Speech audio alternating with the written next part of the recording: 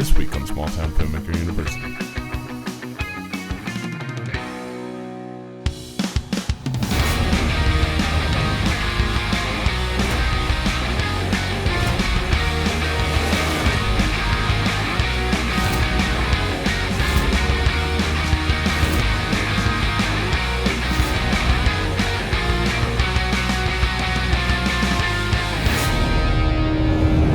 Welcome to Small Town Filmmaker University. My name is Brady Nickel, and this is our very first episode. It's finally getting started, and I know it's taken forever. I know I've been posting about it, and it seems like I haven't done anything with it. It's because I haven't had a lick of time, and so I decided it's time to make time.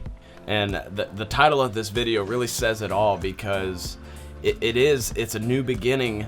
For me, it's a new beginning for anybody watching this that wants to follow along with this journey.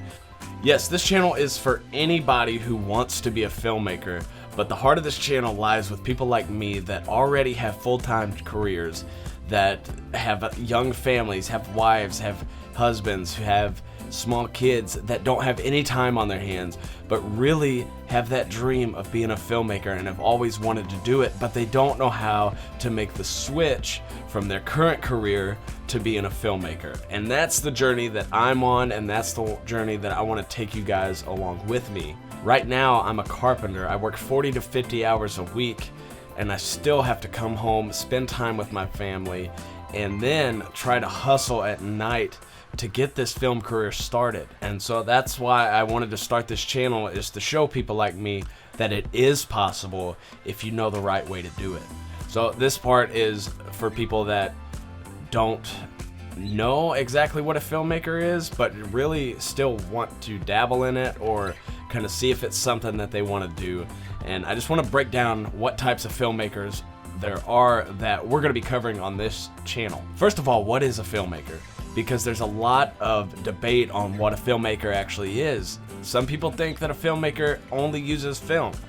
I mean, that's kind of true, I guess, but in this new world of digital technology where we have social media, we have YouTube, we have all these different platforms that you can put content on, film's not really as big of a thing anymore. So to me, the term filmmaker is subjective to what you are, but I define it as a visual storyteller. So there's 4 types of filmmaking that I want to talk about on this channel, which are narrative film, documentary film, weddings, and commercials. Those last 2 are going to be what we're going to start with, because that's what's going to help jumpstart your career. You can't expect to jump into filmmaking and just spend all kinds of money on it, because people like me, they have careers, they have bills, they have their families they have to take care of, and filmmaking is expensive. And so you're not going to make money selling short films right away. You're not going to be making money making documentary films right away. But what you can make money with are weddings and commercials, and that's what's going to help jumpstart your career and help buy gear and invest in your companies to do the things that you want to do. Because I promise you, my passion lies with narrative film and telling stories that I dream of and putting them in front of people so audiences could see it. That's my dream. That's my end goal. But to get the stuff to do that costs a lot of money. To do that stuff, it takes tons of experience and quite a bit of gear. And so I'm saving up constantly to buy new gear, and I'm using that money from filming weddings and commercials. So today we're talking about what you need to do to get started on your film career, and especially for somebody that's never jumped into it, doesn't even own a camera, how can you get your first steps? What are your first baby steps to get started on your journey? And the first thing you need to do is pick something that makes sense for you. So if you don't have a film community like I don't in my area, then you're probably not going to start narrative film. Just face it. You can't make a feature film by yourself. I mean, I guess you could, but it's not something that is going to be easy, and you're not going to have the experience starting out to even attempt that. But it doesn't mean that this always has to be the one thing that you do, but it's a starting point, something that you can grow from. So like I said, the goal here is to be able to invest in yourself, grow your company, invest in your gear and your skills, and be able to put out higher quality content that more people are going to see and want to hire you to do whatever it is that you're doing. Now, weddings and commercials are really good for starting out because you don't have a long period of time that you're filming. Yes, weddings, you're going to be filming all day. Commercials, you may be filming all day depending on what it is, but you gain tons of experience really quick because they're such high pace and you get them out really fast. And so that's why I suggest starting with weddings and commercials. Not only that, but people see your work and they want to hire you if you're good. So once you start getting good at it, it's a great way to grow your business. It's also a great way to grow your portfolio, which is the next thing I want to talk about. A portfolio is something that you really need to have as a filmmaker so other people can see your work. It's not like any other service to where, as me being a carpenter, I could say, yeah, I could build you a porch on your house for this much money. Do you want me to do that? They say yes. They don't have to see my work necessarily. Maybe they want some references, but 9 times out of 10, if the price is right, you're gonna get that job.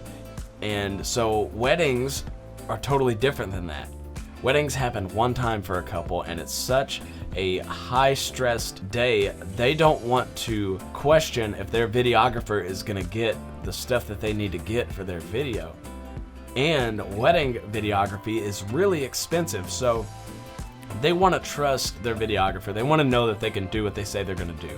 And so if you don't have a portfolio, you're probably not going to get their business. Now, how can you get business for weddings if you don't have a portfolio? Well, this is another debate, is if you should work for free or you should always charge your clients. And I am always on the work for free side because you can work for experience. You can work for a portfolio. And an easy way to do that if you're filming weddings is go find some friends of yours that you know are getting married and say, hey, I really want to take a step and start a videography company. I want to start filming weddings. Can I film your wedding for free? 9 times out of 10, they're probably going to say yes. And especially if you're friends with them. They're not being charged for something that may or may not work out, and so it gives them a little peace of mind, and they may get a great video out of it, especially if they weren't even thinking about hiring a videographer. They're not missing out if they already have a photographer. And then after you have a few shoots under your belt and you feel confident in charging for your services, start charging. But guys, these are just a few tips to get started, and we're going to cover way more and we're going to go way into more detail in the future. But keep in mind that starting out, it's a slow climb. It's not something that's going to happen overnight. So don't stress about you're not getting phone calls, you're not getting enough work, because it will happen. You have your main career that you're still focused on.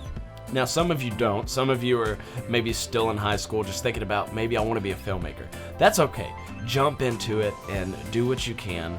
Don't waste your money on expensive gear. Get the stuff that matters. And we're going to go over that in our next video with what gear you should buy starting out. But the last thing I want to say for this video is take your time and practice, practice, practice. So guys, I would love to hear from you, and tell me in the comments what is stopping you from getting started on your filmmaking journey.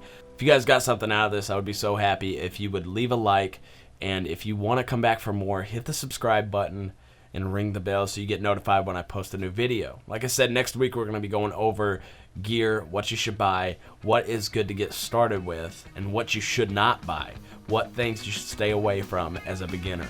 Thanks again, guys. I will see you in the next video.